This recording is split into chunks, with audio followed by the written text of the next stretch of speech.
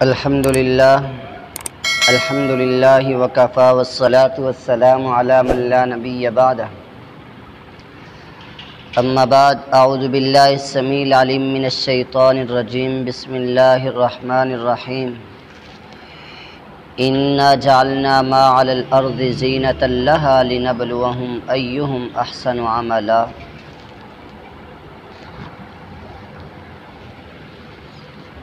سامعین محترم،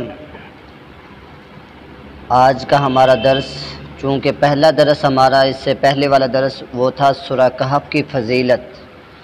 سورہ کہف کی تلاوت کی فضیلت کیا ہے، تو آج کا ہمارا ٹاپک جو ہے وہ یہ ہے کہ اصحاب کہف کا عقیدہ کیا تھا، وہ لوگ کون تھے۔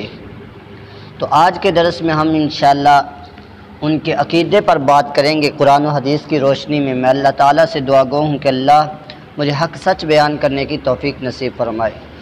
خالق کائنات اپنے قرآن کے اندر فرماتے ہیں انا جعلنا ما علی الارض زینۃ لہا لنبلوہم ایہم احسن عملا، کہ لوگو یہ جو ہم زمین کے اوپر زینت ہم نے تیار کی ہے، خوبصورتی بنائی ہے، طرح طرح کی چیزیں بنائی ہیں اور مختلف طرح کی زینتیں اور خوبصورتیاں ظاہر کی ہیں، اس کا مقصد کیا ہے؟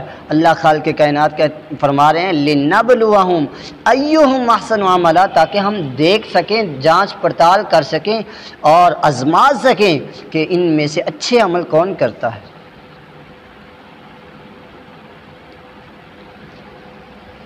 خالق کائنات اپنے قرآن کے اندر سورہ کہف کے اندر پھر فرماتے ہیں ام حسبت ان اصحاب الکہف والرقیم کانوا من آیاتنا عجبا،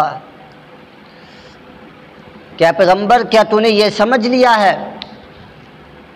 کہ یہ جو اصحاب کہف ہیں یہ ہماری نشانیوں، ان کا جو عقیدہ ہے یعنی کہ غار میں رہنے والے ہیں یا پتھر کے نیچے رہنے والے ہیں، کانوا من آیاتنا عجبا، یہ ہماری نشانیوں میں سے کوئی عجیب نشانی ہے؟ حالانکہ ایسی کوئی بات نہیں۔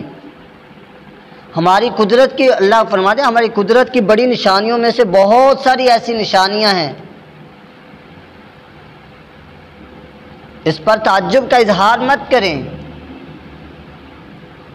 اور پھر فرمایا فَضَرَبْنَا عَلَىٰ آذَانِهِمْ فِي الْكَهْفِ سِنِينَ عَدَدًا، اس سے پہلے والی آیت میں اللہ خالق کائنات فرماتے ہیں اِذْ أَوَى الْفِتْيَةُ إِلَى الْكَهْفِ فَقَالُوا رَبَّنَا آتِنَا مِن لَّدُنكَ رَحْمَةً، دیکھیے وہ کتنے عقیدے کے لحاظ سے پکے تھے، ان کو پتہ تھا کہ کچھ ملنا ہے تو صرف اللہ کی طرف سے ملنا، کسی اور سے نہیں ملنا۔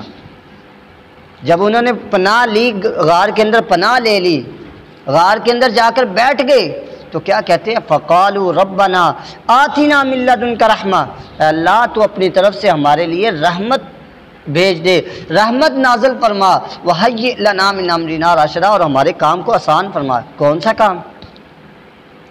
کام یہ تھا کہ ہماری قوم بت پرست ہے اور ہم عقیدے کے لحاظ سے توحید پرست ہیں، اللہ ہماری قوم کو بھی توحید پرست بنا دے اور بتوں کی پوجا کرنے سے ان کو دور کر دے، یہ ہمارا کام ہے، یا اللہ اسے آسان فرما دے۔ اور موسیٰ علیہ السلام نے بھی دعا کی تھی ربی انی لما انزلت الی من خیر فقیر۔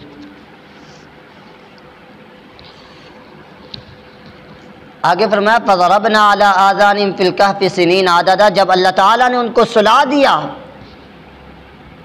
اور کئی سال تک وہ غار کے اندر سوئے رہے، ثم بعثناہم لنعلم ای الحزبین احصی لما لبثوا امدا، اللہ فرماتے ہیں پھر ہم نے اٹھایا کس لیے؟ اس لیے اٹھایا اس لیے کہ لنعلم ای الحزبین احصی لما لبثوا امدا، کہ ہم ان دو گروہوں میں سے جان سکیں کہ کون زیادہ جانتا ہے کہ ہم کتنی دیر تک سوئے رہے ہیں۔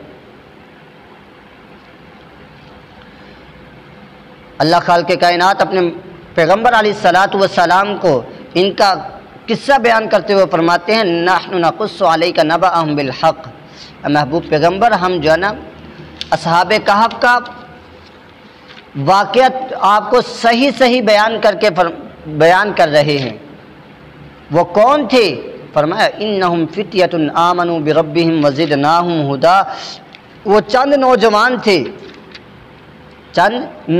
تھے جو اپنے رب پر ایمان لانے والے تھے، اور اللہ تعالیٰ نے ان کے ایمان کو اتنا زیادہ فرمایا اور ان کی ہدایت کو بھی زیادہ کر دیا۔ اب سلف صالحین اور بہت سارے مفسرین کا خیال ہے کہ وہ لوگ شہزادے تھے اور نوجوان تھے، لیکن شاہ صاحب لکھتے ہیں کہ یہ لوگ بادشاہ کے خادم اور نوکر تھے، لیکن ان کا بادشاہ بت پرست تھا۔ وہ بت پرستی کو چھوڑ کر کے، اپنے بادشاہ جو بت پرست تھا اسے چھوڑ کر کے شہر سے باہر نکل گئے۔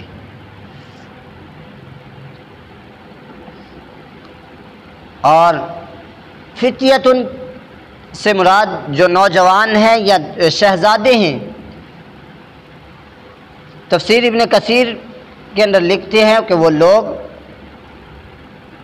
نوجوان تھے۔ ان نوجوانوں کو، یہ جو نوجوان ہوتے ہیں بوڑھوں کی نسبت ایمان کو زیادہ قبول کرنے والے ہوتے ہیں، اور یہ بات آپ لوگ بخوبی جانتے ہیں کہ اگر قرآن، چھوٹی سی مثال، قرآن پڑھا جائے تو کون زیادہ اچھا پڑھے گا؟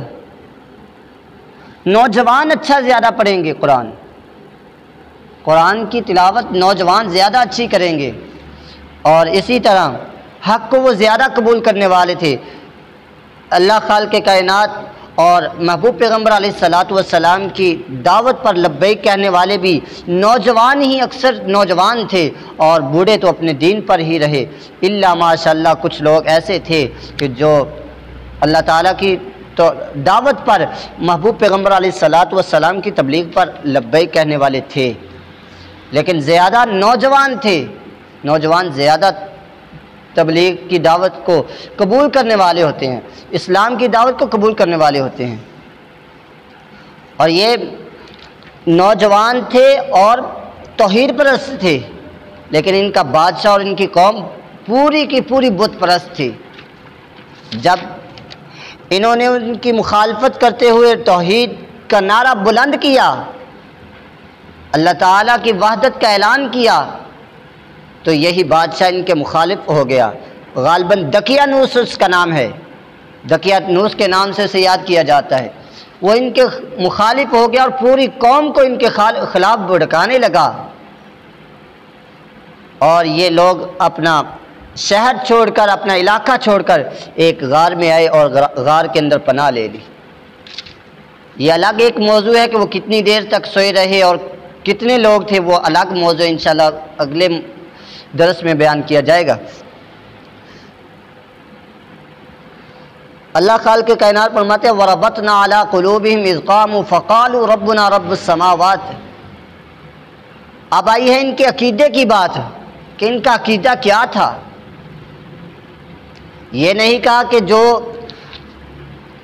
ہمارا دین ہے ہم اس دین پر عمل کریں گے جو ہمارے آباء و اجداد کا دین ہے، نہیں، فرمایا وَرَبَطْنَا عَلَىٰ قُلُوبِهِمْ، اللہ فرماتے ہیں ہم نے ان کے دلوں کو مضبوط کر دیا، اور وہ کھڑے ہو کر کہنے لگے ربنا رب السماوات، ہمارا رب وہی ہے جو آسمانوں کا رب ہے،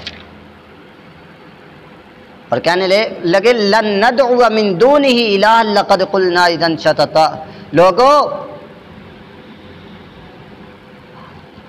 ہم اسے نہیں پکارتے،